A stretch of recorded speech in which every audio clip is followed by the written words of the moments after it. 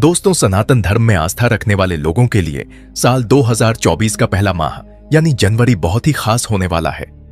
यह महीना ऐतिहासिक होने वाला है क्योंकि इस महीने में भव्य श्री राम मंदिर में राम लला की प्राण प्रतिष्ठा होनी है। तो दोस्तों, आखिर राम मंदिर प्राण प्रतिष्ठा से पहले अचानक इतने सारे चमत्कार क्यों हो रहे हैं?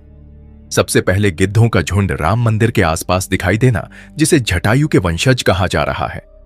लोग इनकी पूजा कर रहे हैं। इसके बाद कुछ भालू अयोध्या में अचानक से देखे गए, जो कि जामवंत का प्रतीक है। लेकिन अब एक ऐसा चमत्कार देखने को मिल रहा है जिसे लोग कह रहे हैं कि अचानक से बहुत सारे नाग भी अयोध्या में देखने को मिल रहे हैं, जो कि लोगों के लिए खतरा साबित हो रहे हैं। इसके बाद साक्षात अयोध्या में प्रकट हुआ पुष्पक विमान।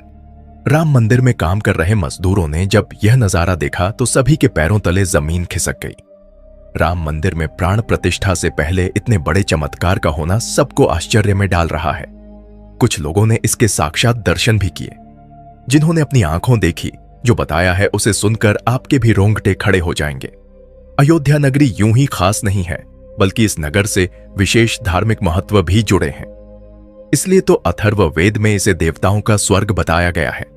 सरयू नदी के पास बसी पवित्र नगरी अयोध्या को स्कंद पुराण में ब्रह्मा, विष्णु और महेश त्रिदेवों की पवित्र स्थली कहा गया है। अथर्व वेद में अयोध्या को ईश्वर का नगर बताते हुए इसकी तुलना स्वर्ग से की गई है।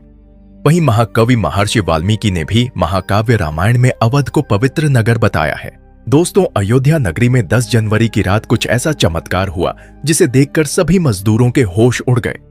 जब रात्रि के समय सब मजदूर अपना काम निपटाकर तंबू में सो रहे थे, उसी समय अचानक से कुछ हलचल महसूस हुई।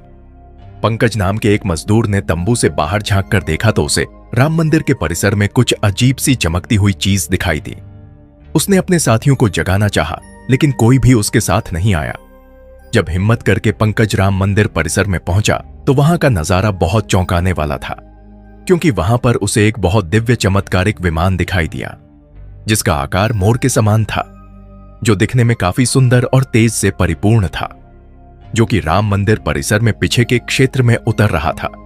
लेकिन उस विमान को नियंत्रित कौन कर रहा था, यह समझ नहीं आ रहा था, क्योंकि उस विमान में इतना तेज था कि सामान्य आंखों से देख पाना असंभव था।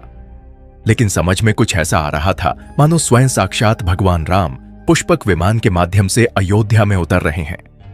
पंकज ने यह चमत्कार अपनी आंखों से देखा, लेकिन अचानक से वह बेहोश हो गए, क्योंकि वह उसके तेज को सहन नहीं कर पा रहा था। पंकज जब सुबह उठा तो उसी स्थान पर मौजूद था और उसके साथी मंदिर निर्माण कार्य को पूरा करने के लिए जा रहे थे। उसने सभी को रोककर रात्रि की सच्चाई बताई, लेकिन सभी उसकी हंसी उड़ा रहे थे। लेकिन पंकज मन ही मन समझ चुका था कि प्रभु श्री राम अयोध्या आ चुके हैं। यह उसके लिए सौभाग्य था कि उसे इतना सुंदर दृश्य देखने को मिला, जहां शायद उसे साक्षात पुष्पक विमान के दर्शन हुए। यानी कि प्राण प्रतिष्ठा से पहले अयोध्या में प्रकट हो चुका है साक्षात पुष्पक विमान। अयोध्या में सचमुच अद्भुत ही हो रहा है, और जिसने अपने जीवन काल में यह सब देख लिया उसका परम सौभाग्य ही कहा जाएगा। अयोध्या में गिद्धों का झुंड भी बड़ी बात में देखा जा रहा है। रामायण के प्रमुख पात्र जटायु और संपत्ति नाम के गिद्ध थे, जो दोनों भाई थे और राजा दशरथ के मित्र भी थे, जिन्होंने माता सीता का हरण करके ले जाते रावण से युद्ध किया था और घायल हो गए। माना जाता है कि गिद्ध की प्रजाति जटायु भगवान श्री राम के परम भक्त थी। दोस्तों, अयोध्या मूल रूप से मंदिरों का शहर रहा है। अयोध्या को श्री राम की जन्मभूमि के साथ ही साकेत नगरी के नाम से भी जाना जाता है। हिंदुओं के साथ ही बौद्ध और जैन धर्म के लिए भी अयोध्या नगरी का खास धार्मिक महत्व है। आइए जानते हैं श्री राम जन्मभूमि अयोध्या कैसे बनी धार्मिक नगरी। रामायण के अनुसार सरयू नदी के किनारे बसी अयोध्या नगरी की स्थापना सूर्यपुत्र वैवस्वत मनु द्वारा की गई। ये ब्रह्मा जी के पौत्र कश्यप की संतान थे। स्कंद पुराण के अनुसार जिस तरह से काशी भगवान शिव के त्रिशूल पर टिकी है, ठीक इसी तरह से अयोध्या विष्णु जी के सुदर्शन चक्र पर बसी है। इसे लेकर एक पौराणिक कथा है, जिसके अनुसार मनु ब्रह्मा जी के पास एक नगर निर्माण की योजना लेकर पहुंचे। ब्रह्मा जी ने मनु को भगवान विष्णु के पास भेजा। विष्णु जी ने मनु के लिए साकेत धाम का चयन किया। साकेत धाम के निर्माण के लिए ब्रह्मा जी, मनु, भगवान विष्णु, शिल्पकार भगवान विश्वकर्मा और महर्षि वरिष्ठ गए। भूमि का चयन सरयू नदी के किनारे किया गया और इसके बाद आरंभ हुई देवशिल्पी नगर निर्माण की। वहीं भगवान राम के जन्म के समय इस नगर को अवध के नाम से जाना जाता था।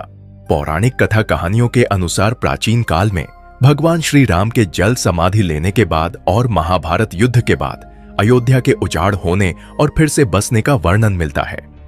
लेकिन श्री राम जन्मभूमि अयोध्या और यहां बने श्री राम मंदिर को एक नहीं बल्कि कई बार आक्रमणों का सामना करना पड़ा।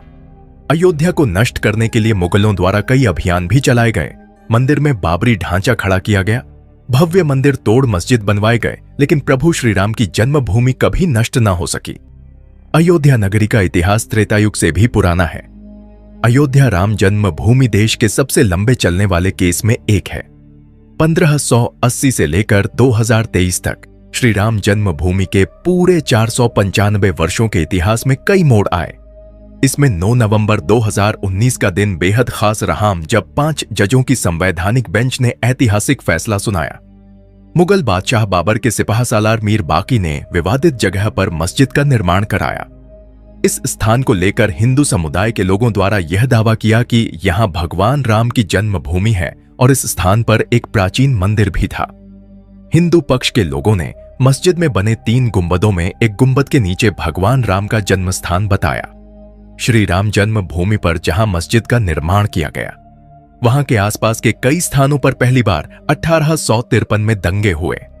इसके बाद 1859 में अंग्रेजी प्रशासन ने विवादित स्थान के पास बाढ़ लगा दी और मुसलमानों को ढांचे के अंदर, वहीं हिंदुओं को बाहर चबूतरे के पास पूजा करने की इजाजत दे दी।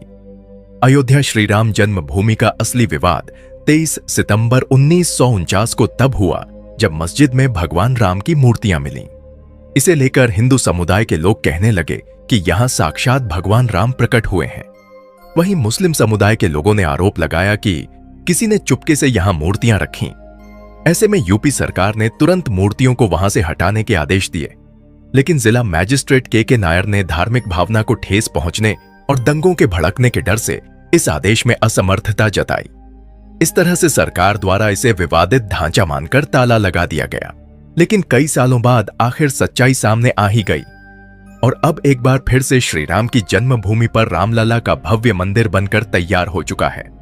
22 जनवरी 2024 को रामलला के भव्य मंदिर का अभिषेक होगा। इस तरह से सालों साल चले इस विवाद का अंत होगा और रामलला की पूजा आराधना की जाएगी। यह सनातन प्रेमियों के लिए भक्ति, खुशी और उत्साह का पल होगा। यह अवसर एक त्योहार के समान होगा। 22 जनवरी को राम मंदिर के अभिषेक व प्राण प्रतिष्ठा के बाद 24 जनवरी 2024 को प्रधानमंत्री नरेंद्र मोदी द्वारा मंदिर का उद्घाटन किया जाएगा। फिर सभी भक्तगण मंदिर में रामलला के दर्शन कर पाएंगे। दोस्तों, 500 साल के कठिन संघर्ष के बाद हमारे श्री राम जी अपने महल में विराजमान होंगे। हमें गर्व है अपने सनातन धर्म पर। अगर आप भी एक सनातनी हिंदू हैं तो कमेंट में लिखिए जय श्री राम। इस वीडियो को लाइक कीजिए और जितना हो सके शेयर कीजिए अपने दोस्तों के साथ व्हाट्सएप पर, फेसबुक पर। साथ ही चैनल को सब्सक्राइब करके बेल आइकन को प्रेस कर लीजिए।